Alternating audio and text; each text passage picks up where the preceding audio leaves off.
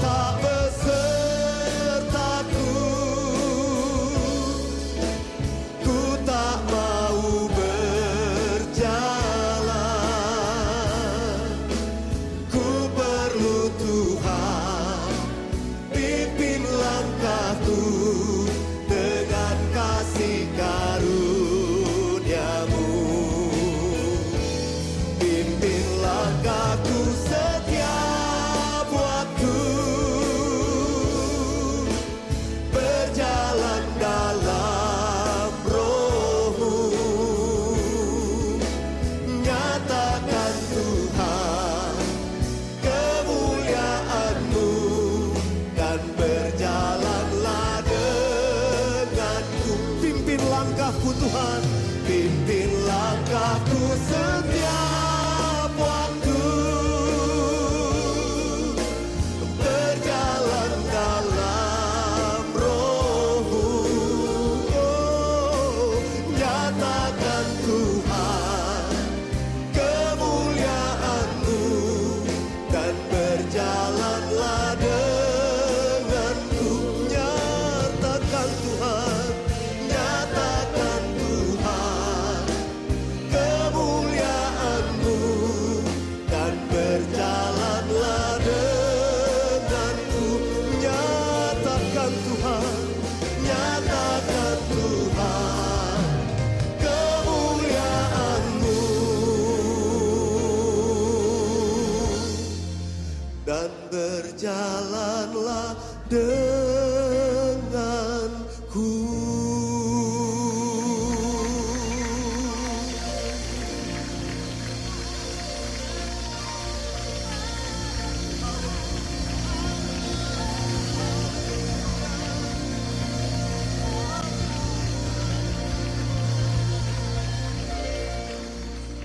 Puji Tuhan. Shalom Bapak Ibu Saudara yang dikasihi Tuhan. Shalom buat kita semua. Jemaat Tuhan yang setia. Haleluya. Saya bersyukur kita boleh kembali bertemu di dalam pertemuan virtual kita, ibadah online kita pada hari ini. Saya percaya semua dalam keadaan baik dan sehat, dan semua ada dalam pemeliharaan Tuhan. Haleluya. Sebelum kita akan mulai ibadah kita, mari kita bersatu hati kita bersama-sama di dalam doa. Bapa di dalam surga, terima kasih kami mengucap syukur atas berkat anugerah yang Tuhan sudah berikan bagi kami, terkhusus di hari ini Tuhan, di hari Sabat ini kami boleh bersama-sama Tuhan Yesus, bertemu dalam pertemuan virtual kami Tuhan, untuk kami boleh bersama-sama memuji, memuliakan nama-Mu ya Tuhan. Biarlah Tuhan Yesus, Engkau mengurapi setiap kami hamba-hamba-Mu yang ada pada di Zoom ini Tuhan, urapi kami semua yang menyaksikan lewat YouTube juga Tuhan. Biarlah Tuhan kuasa-Mu mengalir di tengah-tengah setiap kami. Di rumah kami masing-masing Engkau hadir ya Tuhan. Terima kasih kami undang Roh-Mu bekerja, melawat setiap kami Tuhan Yesus yang akan datang kepadamu, menyiapkan hati dan pikiran kami untuk memberi yang terbaik kepada Tuhan. Karena kami rindu untuk menyenangkan-Mu. Terima kasih Tuhan Yesus, terima kasih. Kami buka ibadah ini di dalam nama Yesus. Mari bersama-sama kita katakan, Amin. Amin.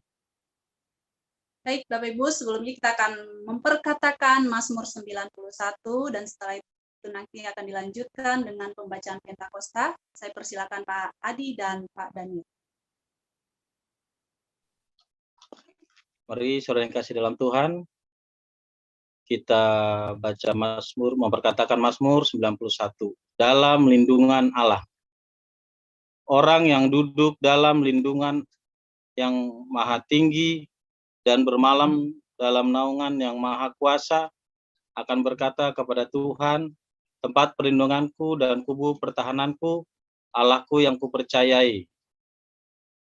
Sungguh dialah yang akan melepaskan engkau dari jerat penangkap burung, dari penyakit sampar yang busuk.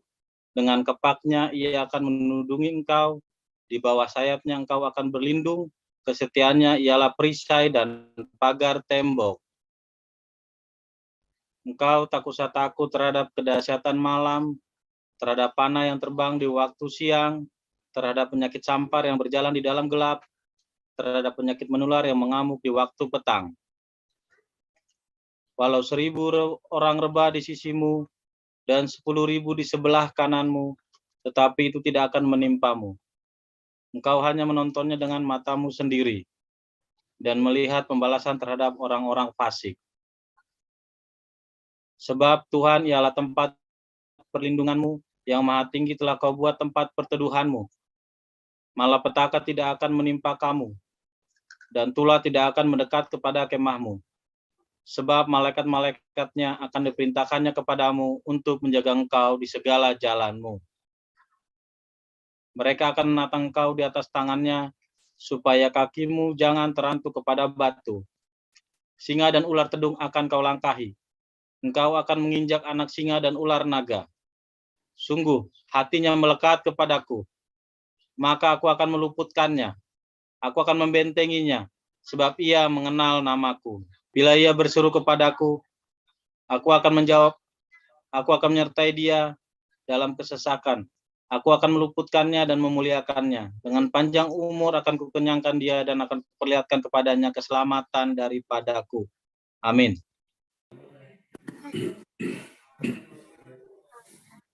Pentakosta ketiga. 1. Pentakosta ketiga adalah pencurahan Roh Kudus yang dahsyat di zaman ini, melebihi yang terjadi di Azusa Street. 2. Pentakosta ketiga akan mengakibatkan penuaian jiwa yang terbesar dan yang terakhir sebelum Tuhan Yesus datang kembali. 3. Pentakosta ketiga akan membangkitkan generasi Yeremia, yaitu anak-anak muda yang dipenuhi Roh Kudus, cinta mati-matian kepada Tuhan Yesus, tidak kompromi terhadap dosa, dan akan bergerak untuk memenangkan jiwa. 4. Pentakosta ketiga lahir di Indonesia dan bergerak ke bangsa-bangsa. Gerakan ini dari timur ke barat dan akan kembali ke Yerusalem. 5. Pentakosta ketiga akan memberikan kuasa untuk menyelesaikan amanat agung, dan setelah itu Tuhan Yesus datang kembali. Amin. Kita akan menyaksikan Voice of the Pentecost. Saya persilakan multimedia. Shalom saudara, saya yakin saudara sudah tidak asing lagi mendengar kata unity atau kesatuan hati. Jika saudara tergabung dalam komunitas sel di gereja kita, kesatuan hati menjadi salah satu nilai penting yang selalu digaungkan. Dalam Voice of Pentecost kali ini, kita akan membahas bagaimana Pentakosta, dalam hal ini pencurahan Roh Kudus, menghadirkan kesatuan. Pada malam sebelum Yesus diserahkan untuk disalibkan, ada beberapa peristiwa penting yang ia lakukan. Salah satunya, doa Tuhan Yesus untuk murid-muridnya yang dicatat dalam Yohanes 17 ayat 1-26. Perhatikanlah bagian dari doa tersebut. Dan bukan untuk mereka ini saja aku berdoa, tetapi juga untuk orang-orang yang percaya kepadaku oleh pemberitaan mereka, supaya mereka semua menjadi satu, sama seperti engkau ya Bapa di dalam aku, dan aku di dalam engkau, agar mereka juga di dalam kita, supaya dunia percaya bahwa engkaulah yang telah mengutus aku. Dan aku telah memberikan kepada mereka kemuliaan, yang engkau berikan kepadaku, supaya mereka menjadi satu, sama seperti kita adalah satu. Tuhan Yesus ingin murid-muridnya tetap menjadi satu, bahkan sesudah ia naik ke surga. Disunity atau perpecahan menjadi salah satu tantangan yang akan dihadapi para murid. Perpecahan dapat terjadi karena adanya perbedaan pandangan, latar belakang, suku, pekerjaan, bahkan berbeda secara teologis. Dalam Alkitab dicatat, para murid pernah beberapa kali memiliki pandangan yang berbeda yang cukup tajam. Padahal Tuhan Yesus masih bersama-sama dengan mereka secara fisik. Maka doa-doa Yesus sebelum penyerahan dirinya memiliki pesan unity. Seperti dilihat dalam Yohanes 13-16. Tuhan Yesus ingin murid-murid tetap menjadi satu, sama seperti Allah Tritunggal itu satu. Ia beberapa kali juga memerintahkan mereka untuk saling mengasihi dan melayani. Lalu tentang Roh Kudus yang akan dicurahkan atas murid-muridnya. Karena Roh Kuduslah yang akan membuat unity di antara mereka dapat terjadi dengan mulus. Setelah kebangkitannya, Tuhan Yesus memerintahkan para murid untuk tinggal di Yerusalem dan menantikan Roh Kudus. Sesudah menerima kuasa tersebut, barulah mereka dapat melakukan yang ia perintahkan, yaitu menjadi saksinya di Yerusalem, Yudea, Samaria, dan sampai ke ujung bumi. Selain memperlengkapi para murid dan gereja Tuhan untuk melakukan apa yang Tuhan perintahkan, Pentakosta juga memampukan kita untuk hidup dalam kesatuan. Dalam kitab Kisah Para Rasul tercatat beberapa peristiwa, di mana ada pencurahan Roh Kudus, potensi perpecahan tidak terjadi. Sebaliknya, kesatuanlah yang terjadi. Mari kita perhatikan beberapa peristiwa tersebut. Yang pertama, pada hari raya Pentakosta, mereka yang menantikan pencurahan Roh Kudus mendapatkan baptisan Roh Kudus dengan tanda awal berbahasa roh, seperti tertulis di Kisah 2 ayat 1-4. Banyak orang yang melihat peristiwa ini memiliki pandangan yang berbeda atas apa yang terjadi.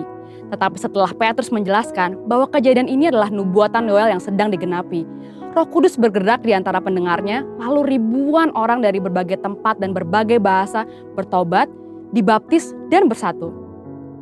Yang kedua, atas tuntunan Roh Kudus, gereja dapat menunjuk 7 orang yang akan bertanggung jawab atas pelayanan jemaat. Mereka bahkan banyak yang melayani di luar tanggung jawab awal, termasuk pada orang dan tempat yang tidak pernah dipikirkan sebelumnya. Seperti Filipus yang melayani di Samaria, yang pada saat itu dianggap berbeda etnisitas karena bukan keturunan Israel murni, dan kepada Sida-Sida atau Kasem di Ethiopia. Yang ketiga, saat dilayani oleh Petrus, seorang perwira pasukan Italia bernama Cornelius dan seisi keluarganya menerima baptisan Roh Kudus, seperti tertulis di Kisah 10 ayat 1-48. Bagi Petrus, fakta bahwa Allah memberikan rahmat-Nya kepada kaum Gentiles atau non-Yahudi adalah hal yang tidak pernah terpikirkan sebelumnya. Maka kita tahu, anugerah Allah tercurah untuk semua orang. Dan tidak ada alasan bagi orang Yahudi Kristen dan Gentile Kristen untuk tidak bersatu. Yang keempat, ketika terjadi perbedaan pendapat antara jemaat dan pimpinan gereja pada saat itu mengenai sunat, hal ini mendorong diadakannya sidang di Yerusalem. Namun karena adanya tuntunan Roh Kudus atas para peserta sidang, akhirnya masalah sulit tersebut dapat terselesaikan. Anugerah keselamatan bagi semua bangsa dinyatakan, amanat agung dilakukan dengan lebih kencang, dan kesatuan antar jemaat lokal terjadi dan bertambah kuat. Pentakosta membawa kesatuan, di mana Roh Kudus dicurahkan, disitulah terjadi pertobatan, pengertian yang lebih dalam akan firman Tuhan, dan tuntunan untuk gerejanya dalam menyikapi berbagai hal. Tugas kita sekarang ini adalah melanjutkan apa yang telah Yesus dan para rasul lakukan, yaitu hidup dalam kesatuan, karena kita telah menerima Roh Kudus dan kasih Kristus. Amin. Untuk artikel lengkapnya dari tim teologi kami, silakan klik link yang ada di atas atau scan QR Code yang tersedia. Tuhan Yesus memberkati.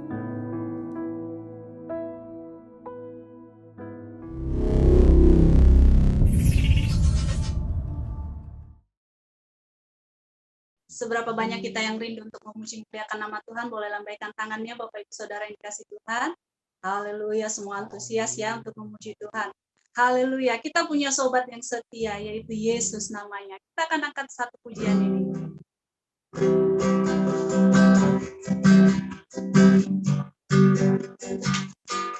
Ada satu sobatku yang setia, tak pernah dia tinggalkan diriku. Waktu aku susah, waktu sendirian, dia selalu menemani diriku. Namanya Yesus, namanya Yesus, nama Yesus yang menghibur hatiku. Namanya Yesus, namanya Yesus, nama Yesus yang menghibur hatiku. Haleluya. Mari sekali lagi Bapak Ibu Saudara kita angkat pujian ini. Ada satu sobatku yang setia, tak pernah dia tinggalkan diriku. Waktu aku susah, waktu sendirian, dia selalu menemani diriku. Namanya Yesus, namanya Yesus, nama Yesus yang menghibur hatiku. Namanya Yesus, namanya Yesus, nama Yesus yang menghibur hatiku. Namanya Yesus, namanya Yesus, nama yang menghibur hatiku. Oh, namanya Yesus, namanya Yesus, nama Yesus yang menghibur hatiku.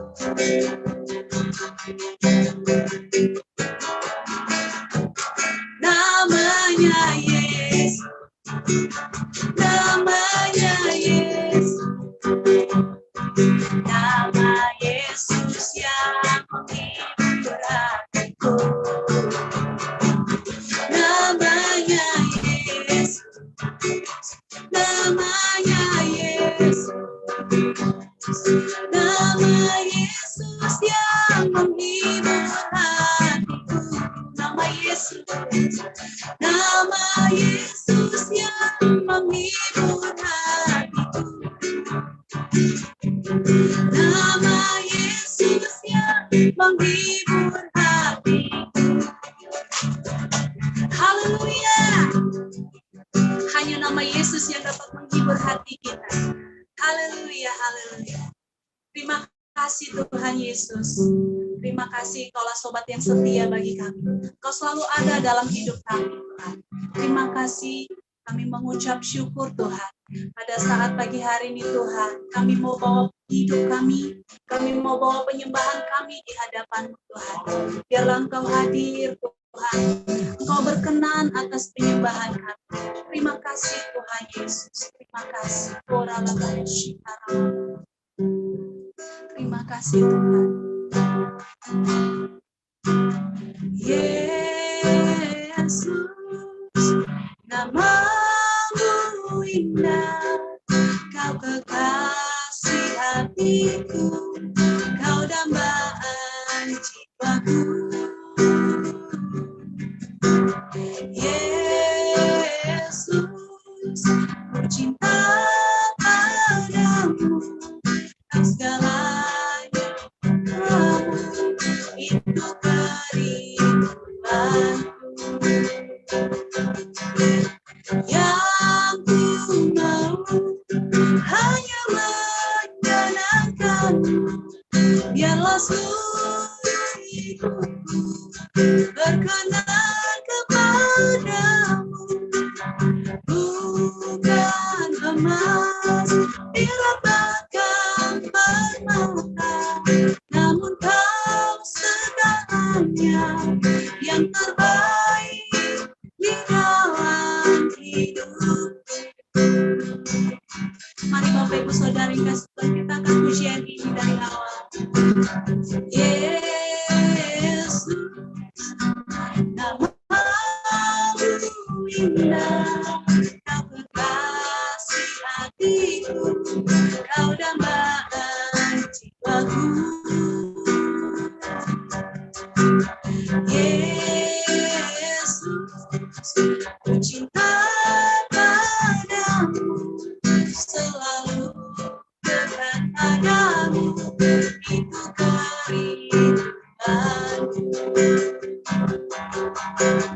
Yang ku mau hanya menyenangkanmu, biarlah seluruh hidupku berkenan kepadamu.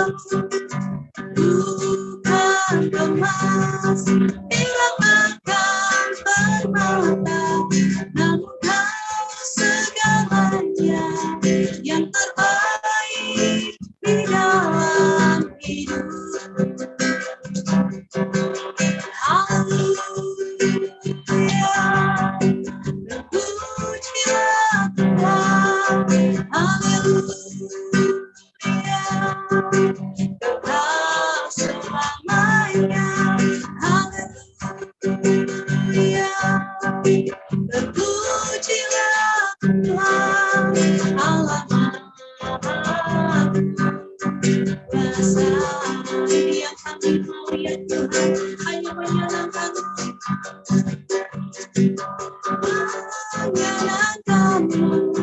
biarlah seluruh hidupku berkenan kepadamu.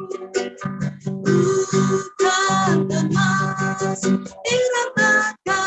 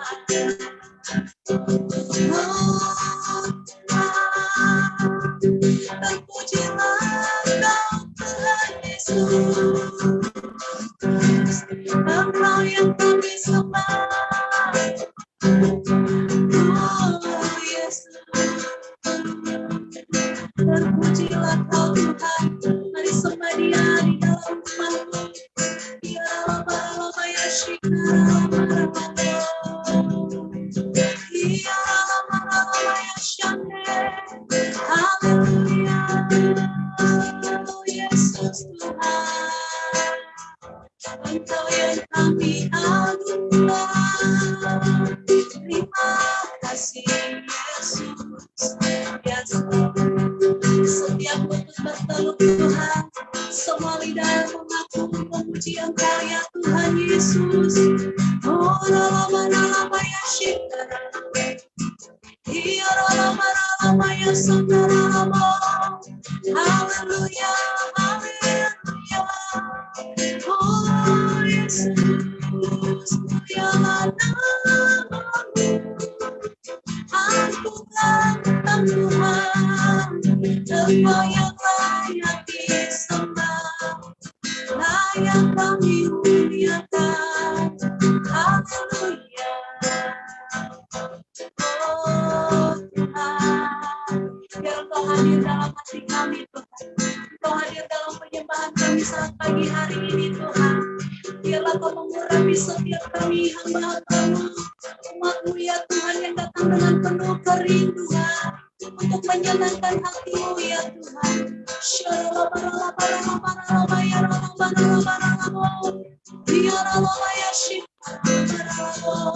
Haleluya. Yesus Engkau baik. Terima kasih Tuhan. Biarlah kehadiran kami saat pagi hari ini Tuhan menyenangkan hati-Mu. Biarlah hidup kami menjadi persembahan yang berkenan di hadapan-Mu ya Tuhan. Terima kasih Tuhan Yesus. Kami mau siapkan hati kami mau buka hati dan pikiran kami untuk menerima kebenaran firman-Mu ya Tuhan. Urapi kami semua hamba-hamba-Mu ya Tuhan. Shalom, menyenangkan-Mu, senangkan, hanya itu kerinduan. Menyenangkan-Mu, senangkan hati-Mu, hanya itu kerinduan. Menyenangkan-Mu, menyenangkan-Mu, senangkan, hanya itu kerinduan. Menyenangkan-Mu, senangkan hati-Mu, hanya itu kerinduan.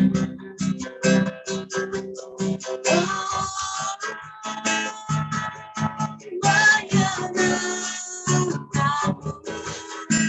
senangkan, hanya itu kerinduan. Menyenangkan-Mu, senangkan hati-Mu, hanya itu kerinduan. Menyenangkan-Mu, senangkan,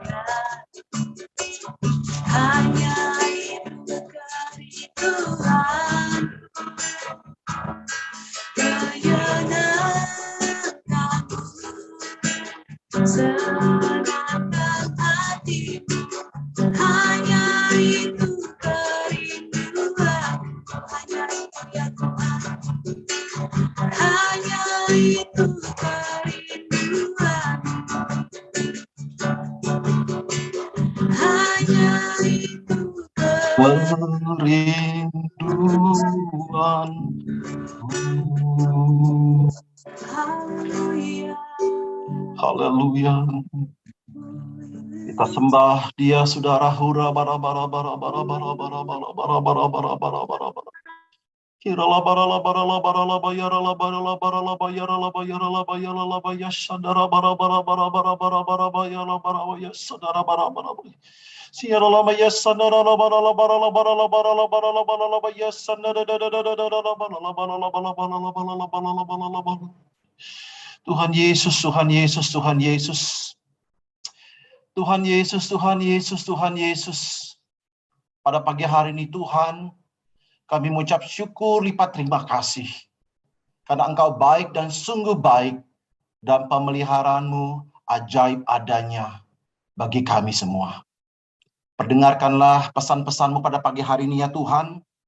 Kami segenap keluarga besar GBI Ujung Menteng beriman bahwa Allah itu cukup bagi kami dan Engkau adalah harapan dan kehidupan kami untuk sekarang dan selama-lamanya. Kita semua ini berkati Tuhan, sama-sama kita katakan amin. Haleluya, haleluya. Bapak Ibu ini kasih Tuhan, sebelum saya memulai pemberitaan firman Tuhan, saya ingin memastikan bahwa suara saya terdengar dengan baik oleh Bapak Ibu yang ada di rumah. Lambaikan tangan saudara, puji Tuhan saudara. Haleluya. Suatu kehormatan bagi saya untuk dapat melayani Bapak Ibu di GBI Ujung Menteng. Dan terima kasih kepada Bapak Ibu Pendeta Sylvia Wijaya yang telah berkenan untuk mengundang saya untuk memberikan sharing firman Tuhan pada pagi hari ini, dan biarlah kita sama-sama boleh belajar satu hal pada pagi hari ini, apa yang Tuhan ingin sampaikan kepada kita di hari-hari yang terakhir ini, saudara. Sebelum saya memulai pemberitaan firman Tuhan, izinkan saya untuk memperkenalkan diri, sebab dikatakan tak kenal maka tak sayang, saudara. Perkenalkan, nama saya Hedianto. Saat ini saya melayani di GBI Puri Indah, khususnya di GBI Puri Indah 3, yaitu GBI RCC, Restoration Community Church di Puri Indah, saudara. Dan saya sudah melayani Tuhan kurang lebih dari 2017 sebagai salah satu hamba Tuhan di GBI RCC untuk subbidang marketplace untuk para bisnis gospel di RCC, saudara. Dan suatu sukacita karena saya merasa berada di rumah, yaitu di GBI Ujung Menteng, karena saya cukup mengenal sekali dengan almarhum Bapak Subagio Arif dan Ibu Silvi, karena kita masih ada ikatan keluarga, saudara. Saya dan Ibu Silvi adalah sepupu, dan puji nama Tuhan, begitu ajaibnya penyertaan Tuhan dan karya Tuhan, dan saya percaya Bapak Ibu di GBI Ujung Menteng ini bukan suatu kebetulan. Biarlah kita sama-sama bahu-membahu dan kita sama-sama bekerja di dalam ladang Tuhan untuk menyebarkan kabar baik tentang Yesus adalah Tuhan dan Juru Selamat. Pada pagi hari ini, izinkan saya sedikit untuk flashback berbicara apa yang terjadi belakang hari ini, saudara. Seminggu terakhir ini, khususnya hari Kamis, ya, saya cukup kaget ya, karena selain seorang hamba Tuhan, saya juga masih bekerja, saudara, di marketplace, di industri untuk oil and gas, perminyakan.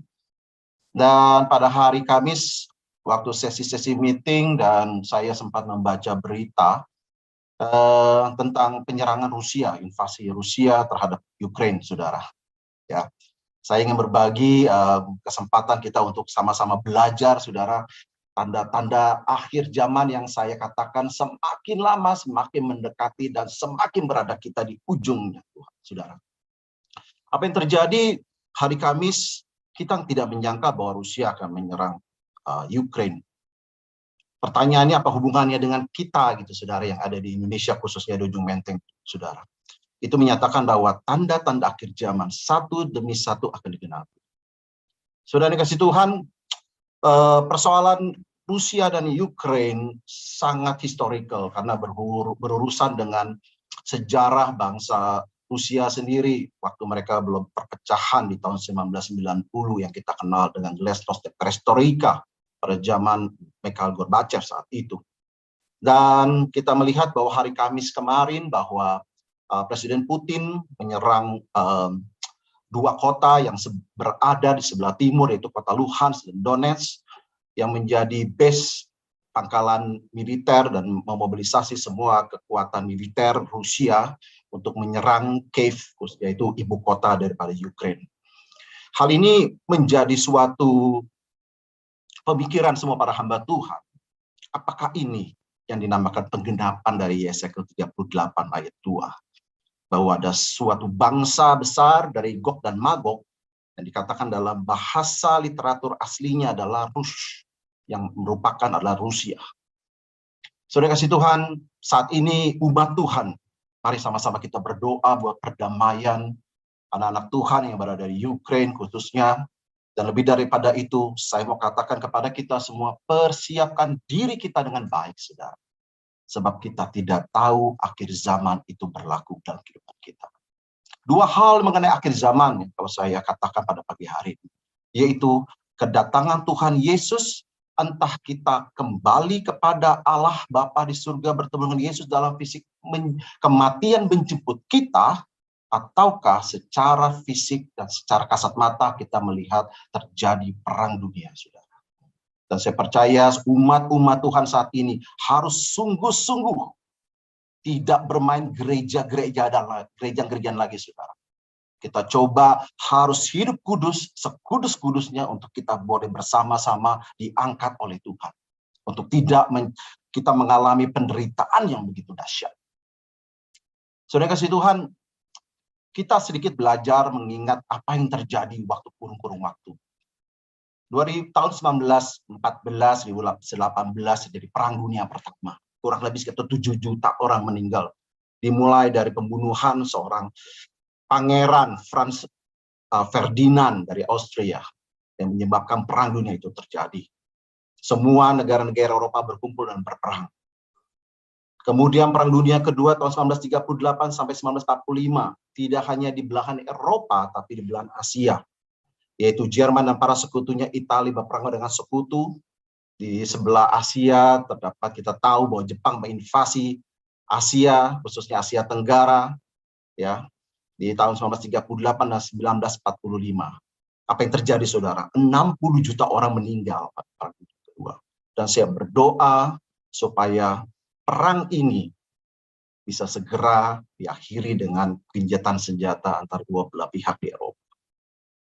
Saudara kasih Tuhan, pagi ini saya tidak ingin berbicara tentang politik, tetapi saya ingin memberitakan kepada saudara bahwa tanda-tanda akhir zaman sudah di depan pintu.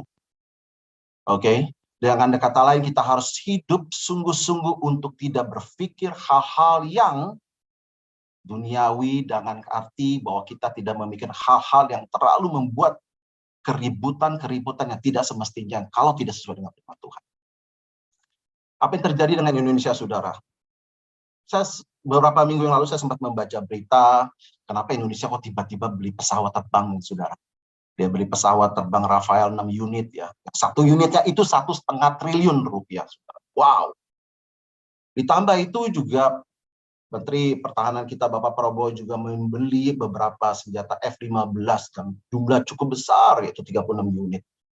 Kita lihat, wah, bangsa kita juga mempersiapkan diri. Entah apa, karena bangsa kita mempunyai intelijen sendiri dalam memutuskan apa yang disebut dengan pertahanan kita. Walaupun disinyalir bahwa kita memiliki persenjataan yang cukup tua, saudara. Oleh sebab itu, kembali lagi, berteguhlah dalam iman dan percayalah. Jalani hidup kita dalam kesungguh-sungguhan dalam Tuhan. Dan kita ucap syukur, saudara, apa yang terjadi di Indonesia ini, kita merasakan masih damai, sejahtera, walaupun kejadian tentang jaminan hari tua, ya, nomor 2 tahun 2022 akan mengalami revisi. Pemerintah akan menengok kembali, ya, saudara. Ini suatu kabar gembira buat kita semua. Dan yang pastinya bahwa tempe yang kita makan sekarang ukurannya semakin mengecil. Karena apa? Karena harga tempe sekarang mahal, saudara. Kenapa saya katakan demikian? Karena bahan baku domestik yang kita hasilkan yang 40% dari total 60% yang masih kita import dari Amerika dan Meksiko. Dan lucunya adalah di sini adalah bahan tempe itu kita sedang bergumul dengan negara Cina, saudara. Karena apa? Cina sangat membutuhkan tempe kedelai tersebut untuk pakan makan. Itu makanan babi, saudara. Yang mana mereka saat tahun kemarin mereka mengalami krisis kekurangan babi, saudara. Jadi mereka membutuhkan kedelai-kedelai ini untuk asupan protein babi, saudara. Anyway, kita bersyukur bahwa pasokan minyak saat ini minyak goreng sudah mulai ada, Bapak Ibu. Walaupun harganya antara 18 sampai 14 ribu, kalau tidak salah. Ya, hal-hal ini yang kita harus syukuri, dan apapun yang terjadi, harga minyak gelombang naik, harga tempe ya yang semakin ukurannya mengecil dan makin mahal, tapi daya beli, saya percaya daya beli masyarakat Indonesia masih tetap terjaga karena Tuhan yang memelihara setiap orang-orang yang percaya. Amin. Oke, hari ini saya akan berbicara kepada Bapak Ibu sekalian tentang 4 langkah bagaimana kita dapat membangun pola pikir. Karena saat ini kita berada di ujung daripada akhir zaman. Dan oleh sebab itu dibutuhkan kemampuan kita untuk kita boleh beradaptasi dengan lingkungan sekitar kita. Kita tidak pernah menyangka bahwa perkembangan teknologi yang mengakibatkan saat ini kita harus beribadah secara online pada pagi hari ini merupakan suatu kemajuan yang besar bagi kita semua. Dan di samping itu, Bapak Ibu sekalian, mencermati apa yang menjadi pesan dari gembala sidang kita Bapak Niko di tahun 2022 ini tentang tahun paradigma yang baru, the new or new paradigm, yang mengatakan demikian dalam Yesaya 43 ayat yang ke-18 sampai yang ke-23. Demikianlah firman Tuhan. Janganlah ingat-ingat hal-hal yang dahulu, janganlah perhatikan hal-hal yang dari zaman purbakala. Lihat, aku hendak membuat sesuatu yang baru, yang sekarang sudah tumbuh. Belumkah kamu mengetahuinya? Ya, aku hendak membuat jalan di padang gurun dan sungai-sungai di padang berantara. Binatang hutan akan memuliakan aku, serigala dan burung unta, sebab aku telah membuat air memancar di padang gurun dan sungai-sungai di padang belantara, dan memberi minum umat pilihanku, umat yang telah kubentuk bagiku, akan memberikan kemasyuranku. Saudara kasih Tuhan, janji Tuhan dengan jelas pemeliharaan jalan keluar setiap problem dan masalah tahun ini. Kita harus mengimani bahwa Tuhan melakukan tindakan spektakuler yang kreatif, yang jauh lebih daripada nalar dan pikiran kita. Kita semua yang percaya dan yakin, kita katakan amin. Oleh sebab itu, saudara kasih Tuhan, saya memandang kita untuk memahami apa pesan daripada gembala kita sidang tentang paradigma ini, saudara. Kalau saya mengambil daripada bahasa Indonesia, kosakata bahasa Indonesia tepat. Apa yang disebut dengan paradigma, saudara? Paradigma adalah cara pandang seseorang terhadap sesuatu yang mempengaruhi pola berpikir kita. Oleh sebab itu, saya mengajak Bapak Ibu pada pagi hari ini untuk kita merenungkan dan belajar bagaimana kita menumbuhkan pola berpikir, mindset kita itu untuk bisa menerima paradigma baru ini, dan kita bisa melakukannya dalam kehidupan sehari-hari, dan kita boleh jadi berkat bagi sekitar kita, dan lebih lagi buat gereja dan keluarga kita yang percaya, katakan amin. Terima kasih Tuhan, saya coba untuk menjelaskan dengan cepat. Banyak orang yang merasa di area comfort zone. Mereka mempunyai pola pikir yang tetap, yang tidak mudah dirubah, karena merasa ini adalah kebiasaanku. Kebiasaan yang sudah turun-menurun secara genetik, dari perilaku, dari pendidikan, dari budaya, dari sosial status, yang merupakan hambatan, beris bagi diri kita masing-masing untuk boleh melakukan pembaruan. Sebab Tuhan sendiri melakukan suatu kerja yang inovatif yang dikatakan, aku akan membuka jalan-jalan yang baru. Kalau Tuhan kita adalah Allah yang kreatif, Allah yang mempunyai banyak cara, Allah yang adaptif dengan segala kondisi, Allah yang begitu mengenal dengan baik secara geologis pemikiran kita, dan bagaimanapun kita harus berkembang maju. Saudara kasih Tuhan, pemikiran-pemikiran yang mindset sangat sempit ini tergambar sebagai berikut. Orang yang memiliki pikiran yang tidak bisa berubah umumnya berkata seperti demikian. Pengetahuan intelijen statik, yang mengatakan bahwa ilmu pengetahuan itu sifatnya tidak akan mengalami perubahan. Tipikal orang yang selalu avoid challenges, orang yang selalu menghindari daripada persoalan. Give up easily, yang artinya sangat mudah untuk menyerah, sangat mudah putus asa. dan melihat bahwa usaha itu suatu hal yang sia-sia. To see the effort as useless. Ignorance in constructive criticism, orang yang tidak mau mendengar kritik. Orang yang cuek, acuh tak acuh, masa bodoh. Dan menganggap threats, menganggap ancaman terhadap sukses orang lain. Nyinyir, saudara. Orang lain sukses, dia tidak suka. Ini pikiran orang yang mindsetnya itu tidak bisa berubah. Saya yakin dan percaya jemaat GBI Ujung Menteng memiliki pemikiran yang grow mindset, yang percaya, katakan amin. Sebab kita tidak ingin bahwa gereja harus dilengkapi dengan orang-orang yang berkembang, tumbuh, maju, dan besar demi kemuliaan nama Tuhan. Dibandingkan dengan apa yang diinginkan, supaya kita memiliki pemikiran yang grow mindset, yang bertumbuh. Pengetahuan, intelligence dapat dikembangkan. Oleh sebab itu kita belajar dimulai dari revolusi industri. Ya, ditemukan mesin uap. Kita belajar mengetahui bagaimana era teknologi, telekomunikasi, bahkan internet saat ini bisa menembus segala batas negara. Jadi saudara bisa melakukan darling meeting dengan beberapa negara, walaupun negara itu saat ini ada di benua Amerika, itu bisa dilakukan karena perkembangan ilmu pengetahuan teknologi. Embrace with challenge. Tidak khawatir, tidak takut menghadapi segala tantangan. Persist in problem.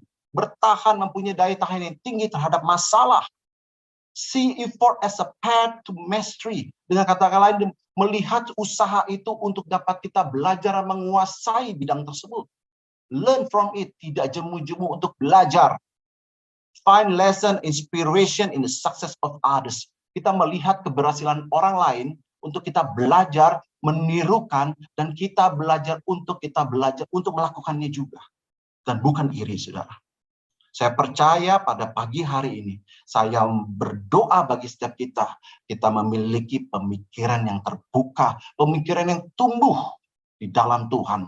Dan lebih daripada itu, kita boleh mengkoreksi diri kita untuk kita belajar, untuk memperbaharui diri kita hari demi hari. Yang percaya katakan amin. Terima kasih Tuhan.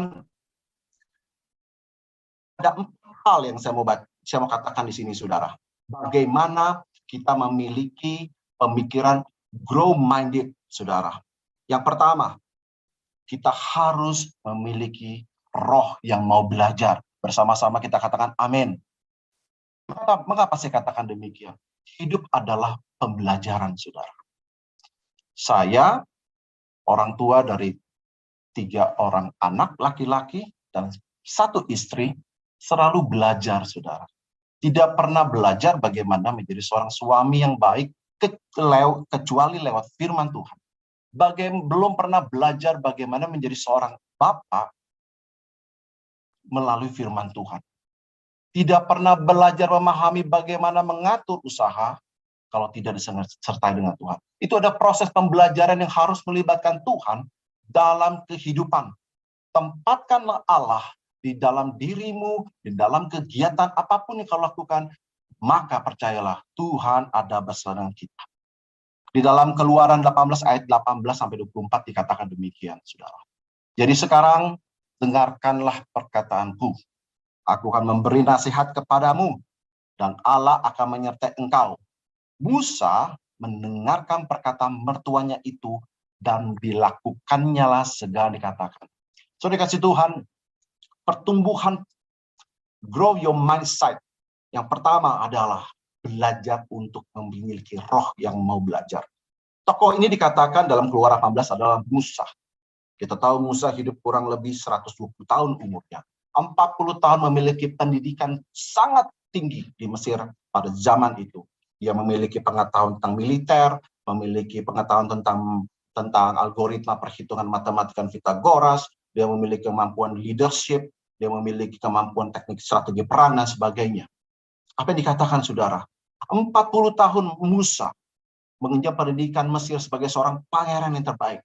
Dan 40 tahun akhirnya dia tinggal di padang gurun, dikatakan bersama dengan Yitro, mertuanya orang Midian. Dan apa yang dikatakan pada saat itu? Setelah bangsa Israel keluar dari tanah perbudakan, Musa mempunyai hati yang mau belajar, mau mendengarkan pesan-pesan apa yang dikatakan oleh mertuanya. Jadi, saya mau katakan, Bapak Ibu, khususnya ibu-ibu yang ada di sini, jangan alergi dengan mertua saudara. Selalu belajar mendengarkan apa kata mertua saudara. Amin. Sebab demikianlah apa yang dilakukan oleh Musa. Dia mendengarkan apa yang dikatakan oleh Yitro, yaitu mertuanya, saudara. Yitro mempunyai anak gadis yang bernama Sephora, yang dinikahi oleh Musa. Musa memiliki 2 anak, yaitu Gersom dan Eliezer, dan mereka saat itu hidup di daerah sepenanjung Sinai. Pada waktu Yitro membawa anaknya, yaitu Tante Sephora, dan kedua cucunya adalah Gersom Eliezer untuk menghadap Musa, karena saat itu Musa sedang memimpin, dikatakan oleh Yitro, Musa, apa yang kau lakukan akan menyindukan dan memakan waktu yang banyak. Sebab engkau akan menghakimi bangsa Israel dari pagi sampai malam. Dengarlah nasihatku, buatlah penasehat-penasehat dari yang 100 menjadi 50 menjadi yang 10. Ini yang dinasihatkan oleh Yitro. Saudara kasih Tuhan, Musa rendah hati dan dia mau belajar dan mendengarkan apa yang dikatakan oleh Yitro. Amin. Saya percaya bahwa jemaat-jemaat Tuhan di tempat ini mau belajar. Untuk apa? Untuk mempunyai roh, mengerti apa yang Tuhan inginkan buat kita. Tuhan dalam Amsal 9 ayat 8 dan 9 dikatakan demikian. Jangan mengecam seorang pencemooh, supaya engkau jangan dibencinya. Kecamlah orang bijak, maka engkau akan dikasihinya. Berilah orang bijak nasihat, maka ia akan menjadi lebih bijak. Ajarilah orang benar, maka pengetahuannya akan bertambah. Saya mengajak, mari jemaat Ujung Menteng, terdalam pemahaman akan firman Tuhan. Banyak berdoa, banyak menggali firman Tuhan. Belajar untuk taat terhadap pemimpin kita. Taat kepada pendeta kita, taat kepada para pelayan Tuhan, taat pada elder kita. Supaya apa? Supaya kita memperoleh berkat. Setia di dalam gereja lokal yang saudara tempatkan.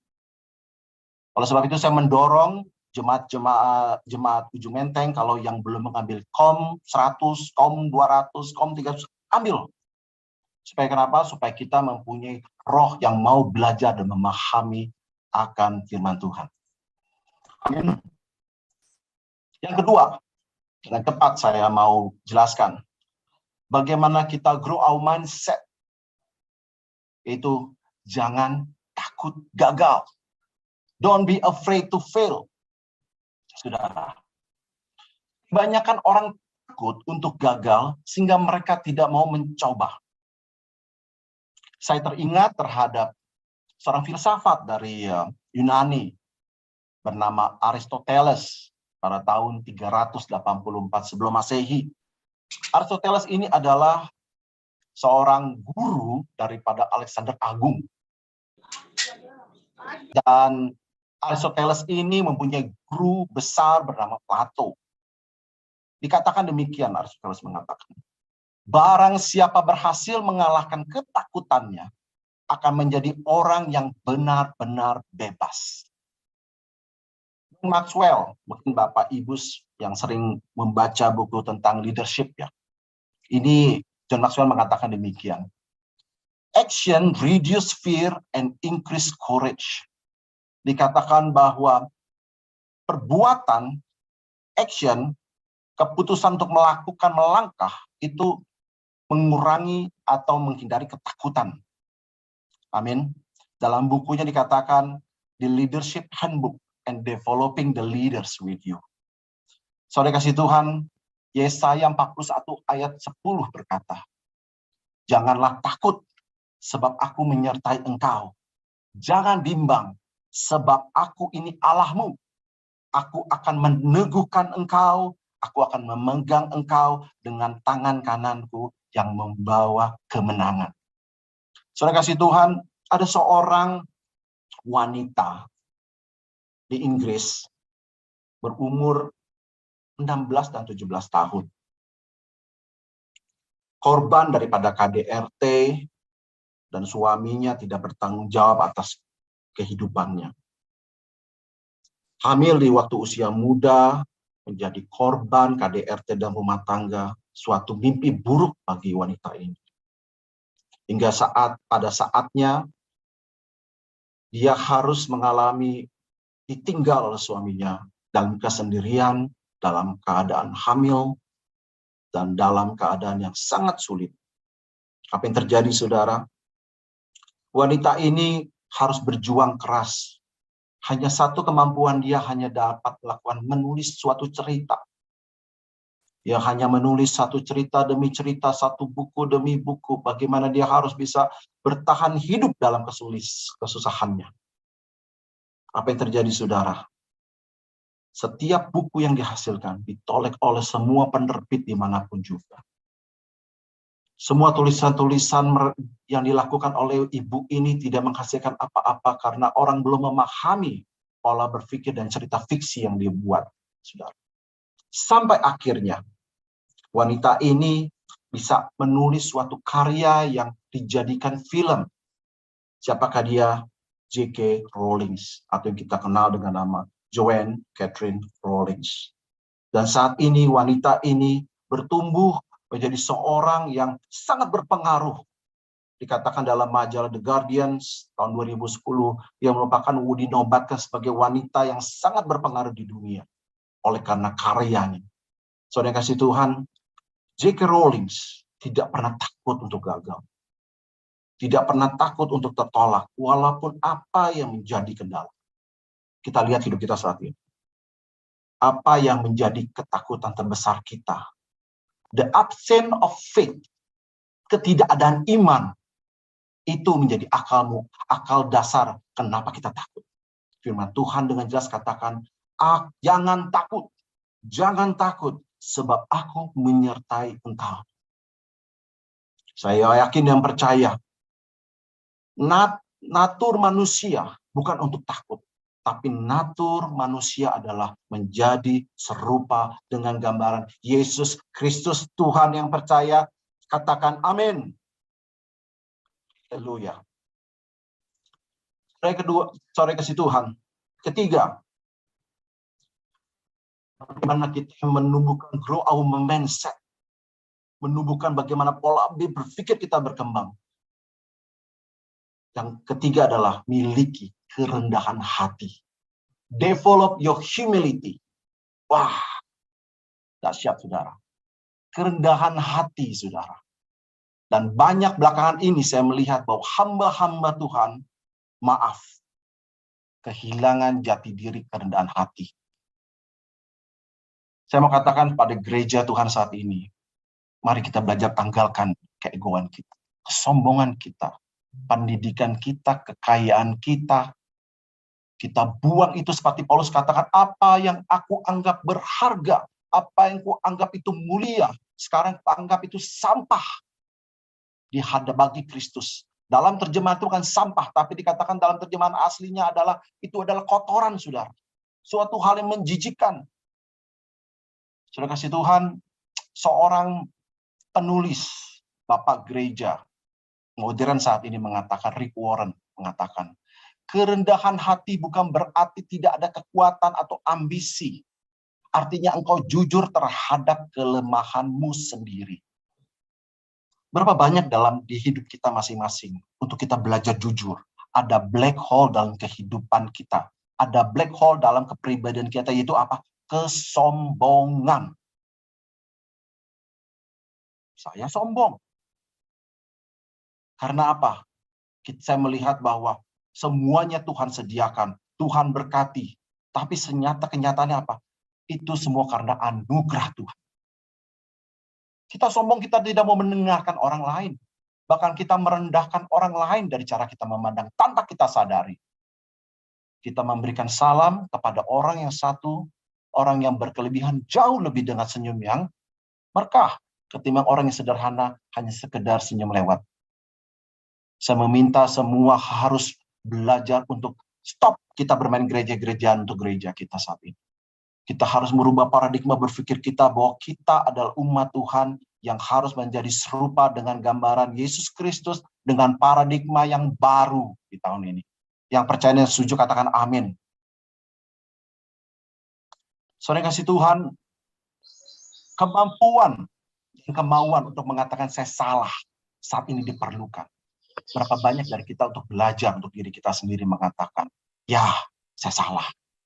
Apakah dengan kita mengakui kesalahan akan kita akan terlihat menjadi rendah? Tidak. Orang akan sangat melihat bahwa kita berbesar hati. Seringkali saya juga berbicara kepada bawahan saya setiap kali saya membuat kesalahan, saya selalu mengatakan, saya minta maaf, this is my mistake. Ini kesalahan saya dan saya minta maaf untuk itu. Dengan demikian kita belajar. Sebelum kita menuntut orang untuk rendah hati, tekankan kerendahan hati dibuat diri kita sendiri. Saudara kasih Tuhan, tokoh Alkitab yang saya katakan suatu cerminan orang yang sangat rendah hati, yaitu Ayub. Ayub dikatakan beberapa ayat yang sangat menyentuh kita. Dikatakan, dengan telanjang aku keluar dari kandungan ibuku. Dengan telanjang juga aku akan kembali ke dalamnya. Tuhan yang memberi, Tuhan juga yang mengambil. Dan pujilah nama Tuhan. Di dalam keadaan Ayub yang paling rendah, from the bottom of his life, Ayub boleh mengatakan, Tuhan yang memberi, Tuhan yang mengambil. Apakah kita hanya mau menerima yang baik daripada Tuhan, tetapi yang tidak mau menerima yang baik? Sehingga di dalam perenungan Ayub, Ayub berkata, hanya dari kata orang saja aku mendengar engkau, tetapi sekarang mataku melihat dan memandang engkau. Saudara kasih Tuhan, kenakanlah kerendahan hati bagi kita semua yang mengasihi Tuhan, bukan untuk orang lain, tetapi untuk diri kita sendiri. Amin. Dengan kerendahan hati, kita bisa mampu menerima masukan orang dan merubah apa yang kita harus rubah. Haleluya. Firman Tuhan dalam Kolose 3 ayat 12. Karena itu, sebagai orang pilihan Allah yang dikuduskan dan dikasihinya, kenakanlah belas kasihan, kemurahan, kerendahan hati, kelemah lembutan, dan kesabaran. Hendaklah kamu selalu rendah hati, lemah lembut, dan sabar, tunjukkanlah kasihmu dan saling membantu. Saya berharap GBI Ujung Menteng menjadi gereja yang Philadelphia, yang walaupun sederhana, rapuh, tetapi kaya akan kasihnya, kaya akan kerendahan hati daripada jemaat-jemaatnya, untuk saling mendukung, bukan menjatuhkan, saling mendoakan, bukan saling menceritakan kejelekan masing-masing. Sebab kita satu di dalam Tuhan dan kita berada di gereja ini semua karena anugerah Tuhan. Saudara kasih Tuhan, hidup manusia singkat. Ada yang punya masa kerja bakti 50 tahun, ada yang punya masa bakti 60 tahun. Dan dikatakan dalam research pengetahuan medis bahwa life expectation manusia saat ini di tahun 2020 ini mencapai 80 sampai 84 tahun. Benar kata firman Tuhan. Kesenangannya adalah penderitaan. Dan kalaupun kita hidup tidak lebih dari 80 tahun, Saudara. Saat ini apa yang kita mau berikan? Hasil apa yang kita mau pancarkan? Apakah kita memiliki karakter yang sombong ataukah kita memiliki karakter rendah hati? Saya percaya bahwa hanya orang yang akan diberkati Tuhan dan dikasihi Tuhan mempunyai kerendahan hati. Yang terakhir, Saudara. Yang keempat. Bangun citra diri yang alkitabiah. Build a biblical self-image. Apa yang engkau pikirkan tentang dirimu sendiri menentukan investasi apa yang engkau lakukan terhadap diri. Saya berharap kembali lagi, renungkan firman Tuhan, baca firman Tuhan setiap hari, saudara. Sebab itu adalah makanan roh kita, makanan jiwa kita, untuk kita boleh teriluminasi, menjadi dikuatkan apa yang menjadi kehidupan kita. Sebab Yesus berkata, tubuhku adalah benar-benar makanan, firmanku adalah kehidupan. Sudah kasih Tuhan, katakan, kenapa kita penting untuk membiasakan diri bergumul dan berdoa dalam firman Tuhan.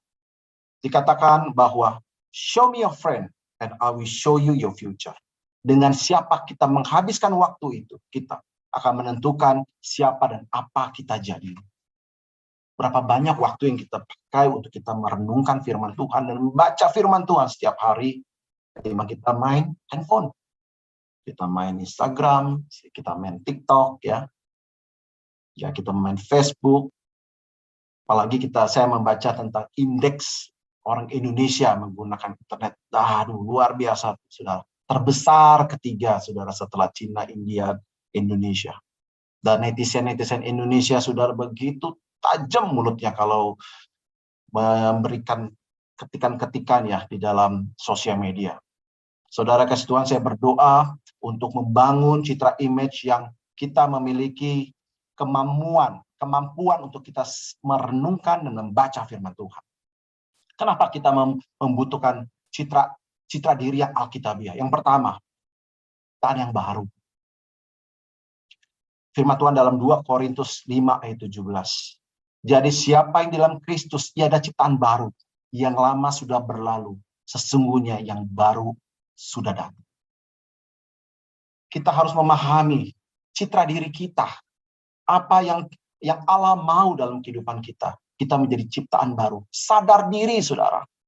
Supaya kita tidak main-main dengan keselamatan yang kita miliki saat ini. Jangan sampai kita menyalibkan Yesus untuk berkali-kali atas dosa-dosa kita. Sehingga kita menyadari diri kita bahwa kita saat ini adalah ciptaan baru dalam Kristus. Yang kedua, kita mempunyai tujuan yang jelas. Tujuan kita dalam Efesus 2 ayat 10. Karena kita ini buatan Allah, diciptakan dalam Kristus Yesus untuk melakukan pekerjaan yang baik, yang dipersiapkan Allah sebelumnya. Ia mau supaya hidup di dalamnya. Apa tujuan kita saat ini di dunia ini, saudara? Tujuan kita hidup saat ini adalah bagaimana kita jadi berkat buat orang lain. Kita membantu dalam keterbatasan kita. Tujuan kita hanya memuliakan Tuhan, menjadi serupa dengan gambaran Yesus Kristus. Yang ketiga, yang terakhir, identitas yang berharga. Ketahui saudara, bangun citra diri kita, di lingkungan kita, di tempat kita bekerja, di gereja kita, di keluarga kita. Sehingga kita memiliki suatu, kita katakan, kewarganegaraan. Dikatakan dalam 1 Petrus 2 ayat 9. Tetapi kamulah bangsa yang terpilih, imamat yang rajani, bangsa yang kudus, umat kepunyaan Allah sendiri. Supaya apa? Supaya kita memberitakan perbuatan-perbuatan yang besar dari Allah, yang telah memanggil kita keluar dari kegelapan dan terang yang ajaib.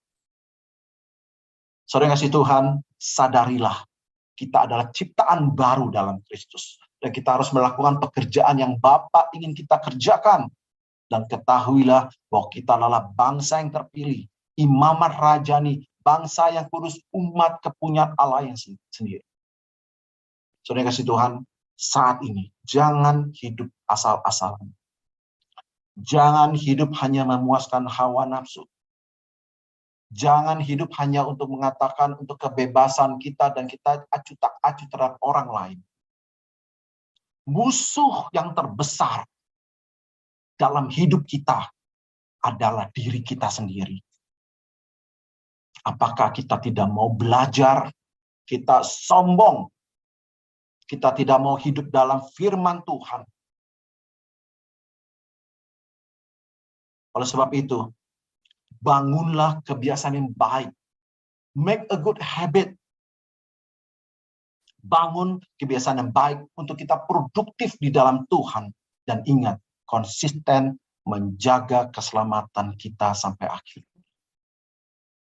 Saya akan mengakhiri khotbah saya pada pagi hari ini. Ada 4 hal. Saya ulangi yang pertama. Belajar, mempunyai roh yang mau belajar.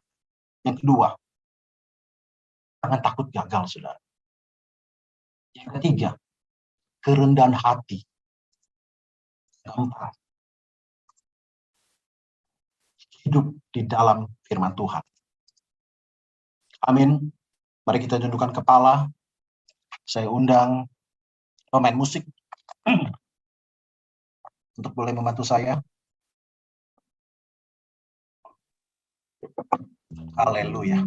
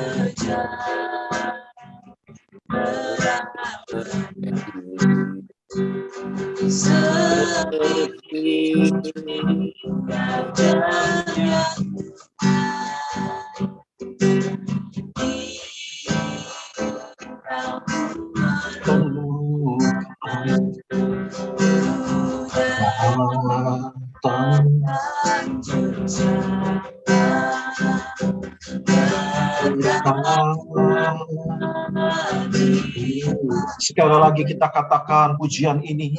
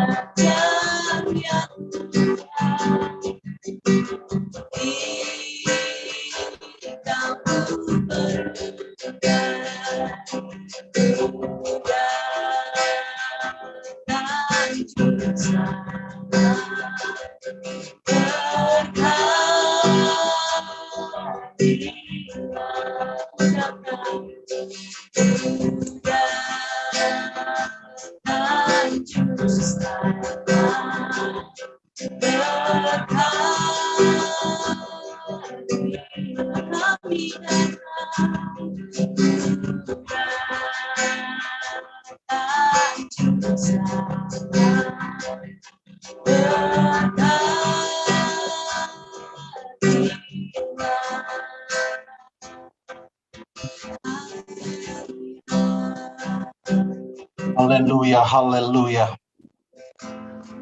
Terima kasih ya Tuhan atas firman-Mu pada pagi hari ini. Kami percaya dan yakin karena Allah Roh Kudus akan menjamah setiap kami.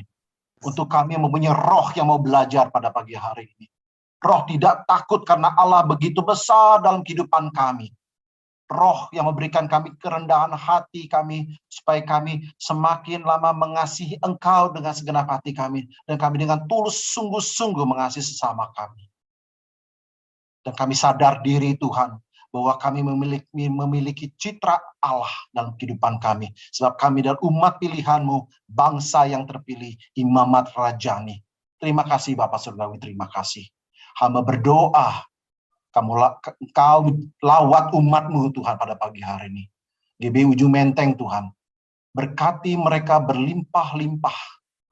Kami percaya Tuhan bahwa Engkau memberikan segala sesuatunya indah, dan lebih daripada itu, lebih daripada cukup, Engkau Allah adalah keselamatan dan pujian kami. Saat ini hamba-Mu selesai memberitakan firman-Mu, biar Roh Kudus-Mu memberkati kita semua. Kita semua yang percaya, kita sama-sama katakan amin. Terima kasih dan Tuhan memberkati. Puji Tuhan, terima kasih Bapak Hedianto yang sudah menyampaikan kebenaran firman Tuhan. Seberapa banyak kita yang diberkati, boleh lambaikan tangannya Bapak Ibu. Haleluya. Baik, tiba saatnya kita akan memberikan persembahan kita dan yang akan dipimpin oleh Ibu Rohani dan akan dilanjutkan dengan pembacaan pengumuman oleh Ibu Jenny. Saya persilakan yang bertugas.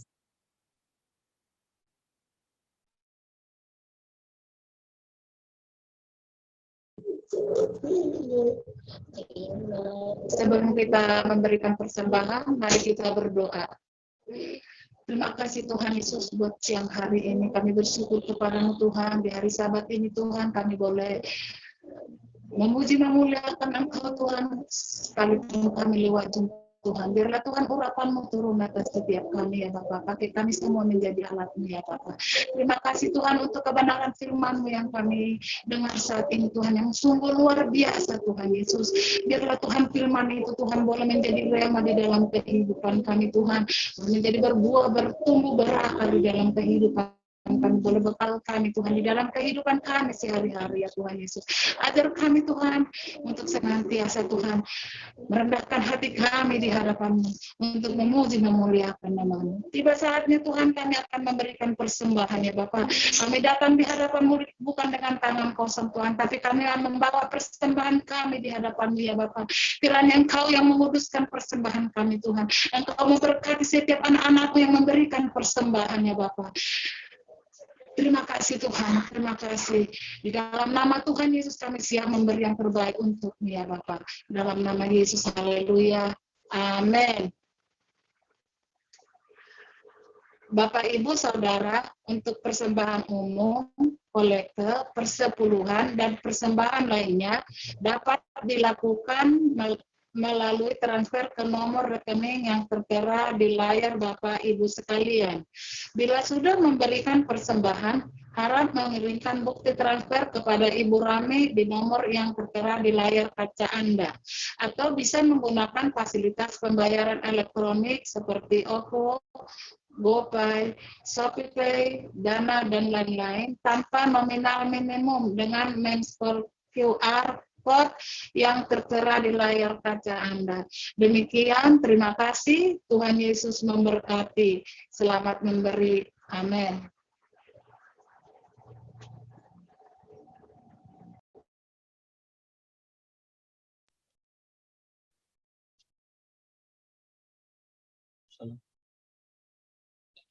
Shalom Bapak Ibu Jemaat Setia GBI Ujung Menteng.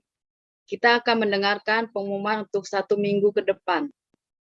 Terima kasih atas pelayanan Bapak PDP Hedianto MMMTH yang sudah memberitakan firman Tuhan pada hari ini. Tuhan Yesus memberkati. Adapun jadwal menara doa seminggu ke depan adalah setiap hari Senin sampai Jumat pukul 17 sampai 18 akan diadakan menara doa rayon 1G secara online.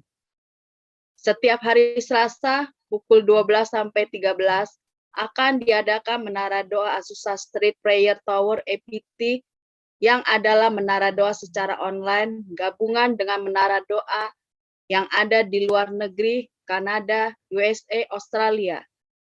Healing Prayer Night dan menara doa secara online. GBI Ujung Menteng pada hari Senin sampai Kamis mulai pukul 19 WIB, sedangkan pada hari Sabtu akan diadakan doa khusus untuk persiapan ibadah Minggu pukul 19 WIB.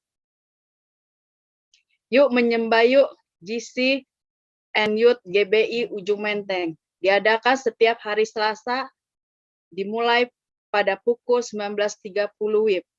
Kami mengajak anak-anak youth dan GC untuk bergabung di Instagram @gc_um. Pada tanggal 6 Maret 2022, ibadah sekolah minggu dimulai pukul 8 WIB. Ibadah raya pada pukul 10 WIB.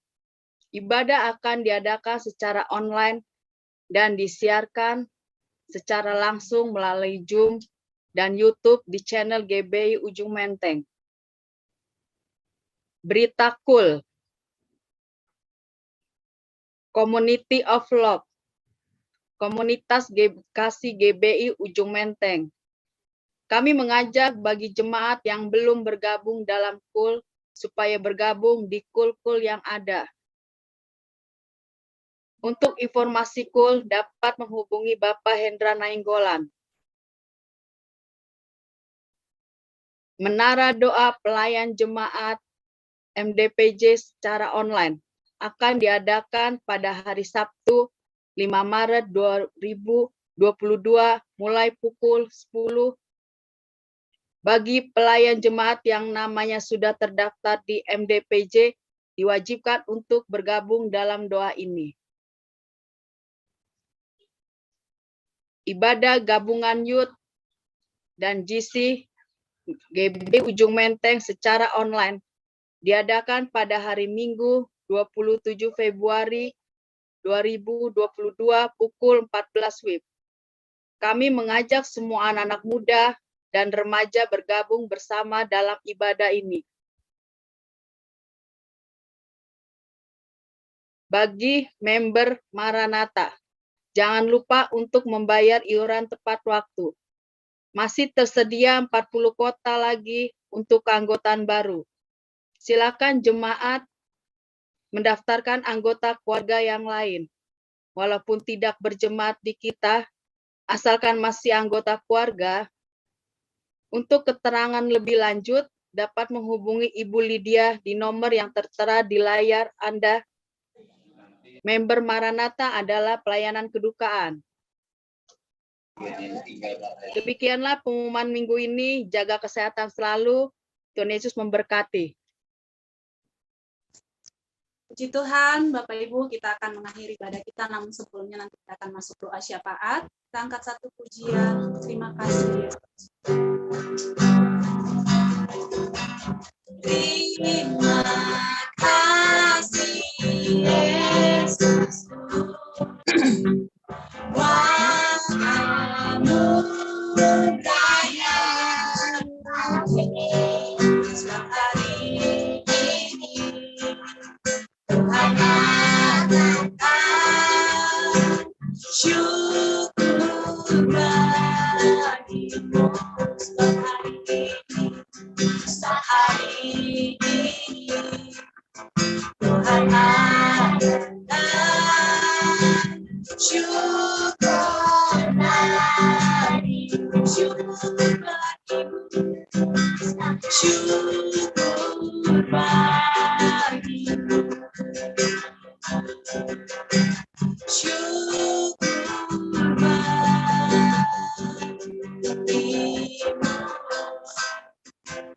Saya persilakan Ibu Turmala untuk berdoa.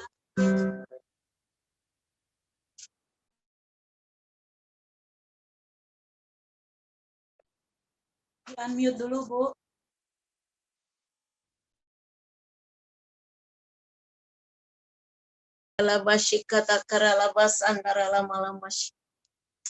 Bapa di surga, kami sangat bersyukur, berterima kasih kepadamu pada siang hari ini Tuhan, yang sudah membuat kami boleh ada saat ini dan kami boleh datang kepadamu bersama-sama Tuhan, beribadah Tuhan di hari kudus-Mu ini ya Bapa.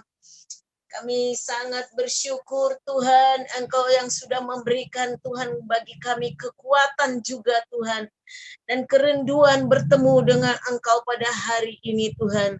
Kami sudah rasakan kasih-Mu, kebaikan-Mu pada saat ini, lewat pujian penyembahan yang sudah kami naikkan di hadapan-Mu Demikian juga Tuhan firman-Mu yang sudah datang kepada setiap kami Tuhan, yang mengingatkan kami dan yang menguatkan setiap kami pada siang hari ini, supaya kami tetap mau Tuhan belajar Tuhan, dan mau merendahkan hati dan merendahkan diri di hadapan-Mu Tuhan, supaya setiap kehidupan kami Tuhan boleh memiliki paradigma yang baru, sehingga kehidupan kami dapat berintegritas ya Tuhan, dan menjadi berkat bagi banyak orang Tuhan. Nama-Mu dimuliakan lewat kehidupan daripada anak-anak-Mu, hamba-hamba-Mu yang ada di ujung menteng, bahkan semua yang mengikuti ibadah pada saat ini, baik lewat Zoom Tuhan, baik lewat Tuhan Yesus YouTube ya Tuhan. Biar semuanya Bapa kami sama-sama diberkati pada siang hari ini Tuhan. Urapi berkati hamba-Mu ini Bapak PDP Hadianto ya Tuhan, yang sudah Tuhan pakai menjadi saluran berkat-Mu pada siang hari ini. Mari Tuhan, Engkau lebih lagi singkapkan rahasia firman-Mu kepada hamba-Mu ini Tuhan. Biarlah hikmat, marifat Tuhan berikan baginya Tuhan, agar dia lebih lagi mengerti apa yang akan dia sampaikan yang daripada Engkau Tuhan bagi umat-Mu. Berkati pelayanannya Tuhan, berkati keluarga besarnya ya Tuhan Yesus. Terima kasih Bapa, terima kasih. Demikianlah Tuhan, hamba-Mu percaya siang hari ini Tuhan, umat-Mu yang sudah datang Tuhan, Engkau Tuhan sudah berikan hati yang baru lewat kebenaran firman-Mu. Dan saat ini kami mau berdoa bersama-sama. Kami mengangkat hamba-Mu pemimpin rohani kami, gembala sidang kami Bapak Niko Nyetora Harjo. Juga Tuhan Ibu Hermin istrinya Tuhan. Demikian juga keluarganya, yaitu anak-anaknya, menantunya, juga cucunya. Tuhan lindungi mereka, Tuhan berkati mereka Tuhan Yesus. Dengan berkat Tuhan yaitu kesehatan dan kekuatan. Demikian juga keempat wakilnya Tuhan. Biarlah Tuhan juga yang mengurapi mereka Tuhan dengan pengurapan yang sama dengan hamba-Mu pemimpin kami Tuhan Bapak Niko Tuhan. Dan berikan roh pewahyuan kepada mereka untuk dapat menuntun umat-Mu Tuhan. Supaya umat-Mu seluruhnya Tuhan menjadi umat yang layak ya Bapa. Demikian Bapa, Engkau Bapa memberkati juga gembala kami Tuhan, gembala rayon kami Bapak Johannes Raja Guguk ya Tuhan. Demikian juga Tuhan istrinya Bapak, dan juga wakilnya Tuhan Bapak Sabto dan keluarganya. Tuhan Engkau memberkati mereka, Engkau mengurapi mereka dengan pengurapan yang baru ya Tuhan. Dan juga Engkau berikan roh pewahyuan untuk menuntun umat-Mu yang ada di Rayon 1G, biar Rayon 1G bangkit hari-hari ini Tuhan, menjadi pendoa-pendoa yang militan Tuhan, menjadi prajurit-prajurit-Mu yang gagah perkasa, yang memiliki gaya hidup doa, pujian, dan penyembahan bersama-sama siang dan malam, dan yang melakukan kehendak Bapa pada zaman ini. Demikianlah ya Tuhan, biar perlindungan-Mu atas seluruh Rayon 1G Bapa. Demikian kami berdoa buat Tuhan Ibu kekasih kami yang mengembalakan kami di ujung mentengnya Tuhan, Ibu Silvi Wijaya ya Tuhan. Engkau Tuhan sudah percayakan baginya untuk mengembalakan jiwa-jiwa. Mari Tuhan terus perlengkapi dengan karunia-karunia-Mu Tuhan, agar dia dapat Tuhan dengan sempurna untuk melayani, membawa jiwa-jiwa itu menjadi umat yang layak ya Tuhan. Mari Tuhan berikan kepadanya Tuhan roh pewahyuan Tuhan untuk dia dapat Tuhan membawa setiap umat-Mu ini Bapa. Demikian Bapa, ketiga anaknya Tuhan lindungi mereka. Berikan terus roh yang menyala-nyala untuk melayani Tuhan kepada setiap mereka Bapa. Demikian kami berdoa buat bangsa negara kami Tuhan. Kami percaya Indonesia tetap dalam perlindungan kuasa-Mu Tuhan. Dalam kuasa darah-Mu Tuhan. Sehingga Tuhan Engkau mencurahkan Tuhan. Hujan pertobatan, hujan keselamatan bagi bangsa kami Tuhan. Demikian juga Engkau memberkati perekonomian bangsa kami. Juga kesehatan bagi bangsa Indonesia. Sehingga Tuhan seluruh pandemi COVID-19 itu dihapuskan dari bangsa ini. Lewat kuasa-Mu ya Tuhan yang sempurna itu. Yaitu kuasa darah Tuhan Yesus. Sehingga tidak ada lagi di bangsa kami ini. Inilah menjadi kerinduan kami. Berkati pemimpin kami, Bapak Presiden kami Jokowi. Biar roh takut akan Tuhan ada padanya juga kepada wakilnya Maruf Amin. Juga seluruh Tuhan, yaitu menteri, juga anggota MPR, DPR. Bahkan seluruh gubernur sebagai pemimpin yang ada di Indonesia, baik wali kota, bupati, camat, lurah, RW, dan RT. Biarlah mereka memerintah Tuhan sesuai dengan kebenaran-Mu. Biar mereka takut akan Engkau, supaya Tuhan Indonesia boleh merasakan aman damai, karena berkat-berkat Tuhan yang dicurahkan atas mereka. Terima kasih Tuhan, terima kasih. Demikian Bapak, kami juga berdoa buat TNI Polri, buat mereka tetap bersatu untuk menjaga perdamaian bagi Indonesia Tuhan Yesus. Biar Indonesia terhindar dari teroris dan radikalisme Tuhan. Pengacau-pengacau, roh narkoba, bahkan seluruh roh-roh yang jahat yang ada di bangsa ini. Mereka Tuhan pakai untuk mengamankannya Bapa. Terima kasih ya Tuhan, terima kasih. Kami sangat percaya di siang hari ini. Setiap yang sudah datang kepadamu dengan segenap hati pada siang ini. Mereka yang sakit sudah disembuhkan.